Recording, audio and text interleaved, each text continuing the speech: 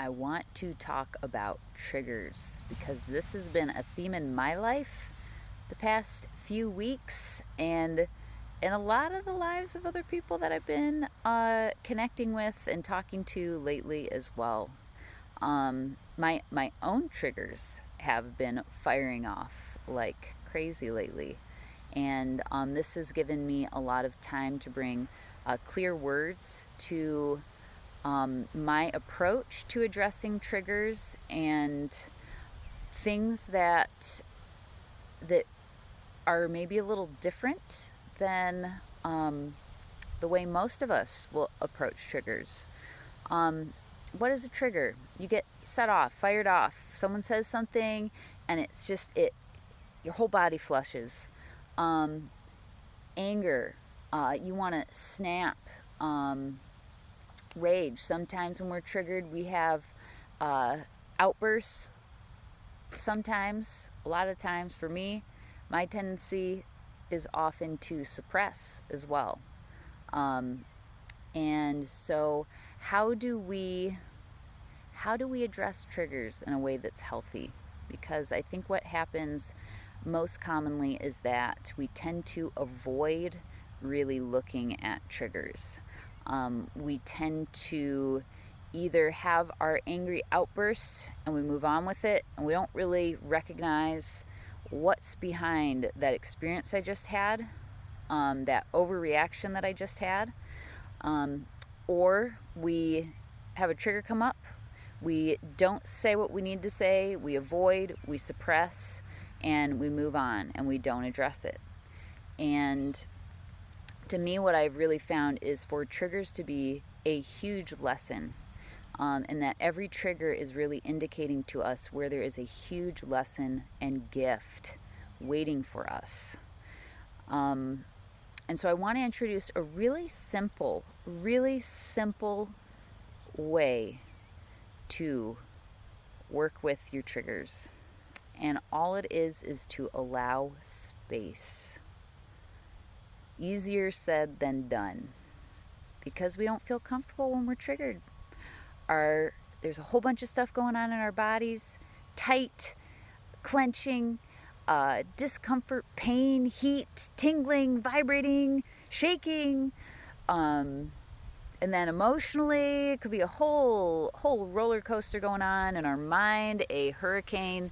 And so it can be very difficult. It's honestly the most challenging time to pause is when we are in the midst of a trigger. And I've found, though, to be able to pause when we are triggered can be profound. And not just a pause, if you can, to create a space. And what do? Let's say you're in the midst of a situation. I advise, once you are aware, sometimes we're not aware that we're triggered, but once you become aware, like, whoa, I'm triggered, look at what my body's doing, look at what I'm doing. Once you notice you're triggered, is to find the gentlest and quickest exit strategy that you can from the present situation, creating as little damage as possible, whether it's in a conversation with another person, finding a gentle way to end that conversation. Generally asking for time is a great way. Hey, this is important to me, but can we address this again later? This is a lot for me right now. Setting a boundary that way, and not dismissing, but saying, I need time right now. There might be other scenarios where we're feeling triggered where it's not necessarily in a conversation, as well. And just looking for, okay, let me get to a place where I can have space and time for myself. It could be for a few minutes. It could be for longer than that. It could be as long as you need. And once you get to that space, all you have to do is feel. Feel what's going on in your body, physically. Noticing the discomfort. There might be tremendous amounts of pain in your body from this trigger.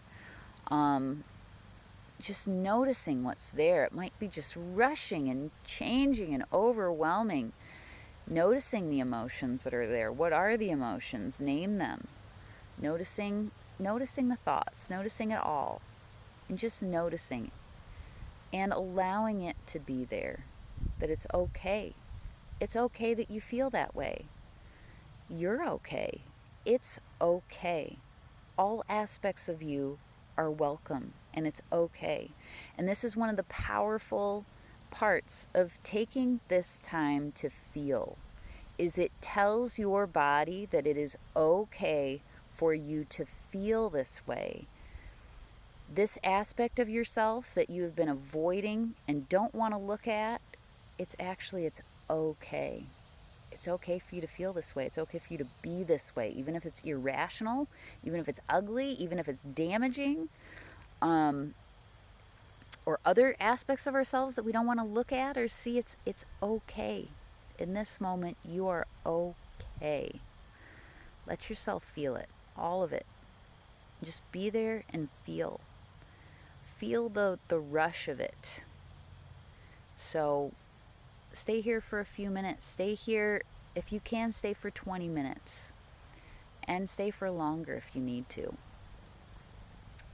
You can stay until it's gone. It might not go away just from you pausing. If you can, stay at least for the rush of it to run through your body. Because what you're doing is you allow that rush to happen.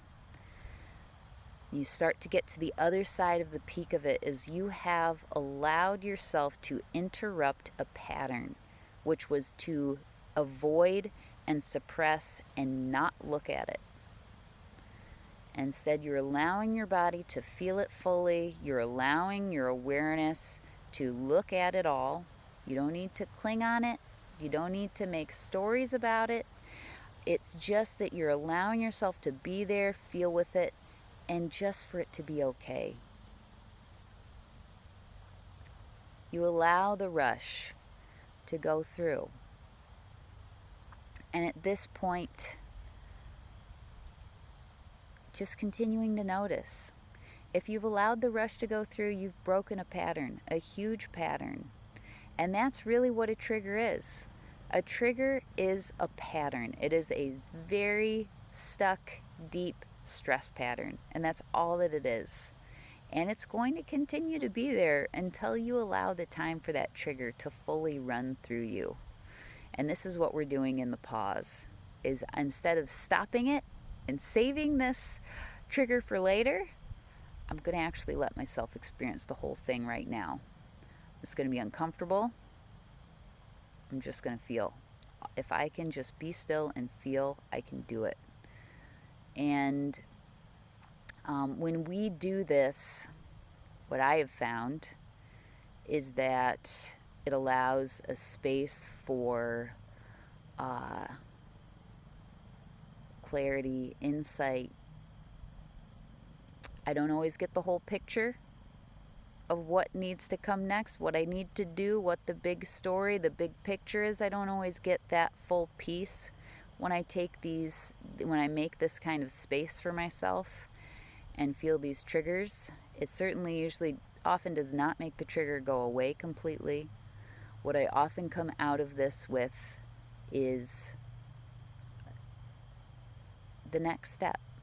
Sometimes the next step is to recognize that I need more time. I need more space and time. There's no need for me to jump to conclusions on this, but let me slow down the pace. Let me slow myself down, noticing my assumptions, the conclusions I jump to, noticing the nature of this trigger. By creating the space, I'm slowing myself down. I'm breaking the old pattern, allowing the opportunity for something new to come forward. These triggers are not really us. They are a product of our conditioning, societal, familial, past traumas that get stuck in our body. And it's not necessarily us, though. So if we allow the opportunity for us to unwind, let these triggers rush through our body, we interrupt the pattern, we give ourselves an opportunity for that to unwind. It allows the opportunity for us to have more space for ourselves. And that may come in big ways when you create this space for yourself. It may just come in little small ways, little whispers. Um, but I have found creating a pattern of creating space for moments like this for myself have been huge opportunities for personal growth and learning, self-awareness, and also huge opportunities for me to connect much more deeply with my authentic self.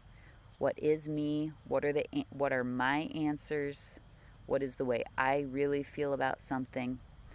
Um, and allowing myself to come forward and really allowing myself to access my intuition on a much deeper level. Um, that is the other connection point that usually comes forward for me after I create this kind of space. So I hope that is helpful. This is not an easy practice, as simple as it sounds. It is never going to be, uh, it'll always have a challenge. There will always be a challenge every time, because that's the way triggers are. Um, However, I've found there to be many unexpected rewards and treasures on the other side of every time that I create space like this for myself.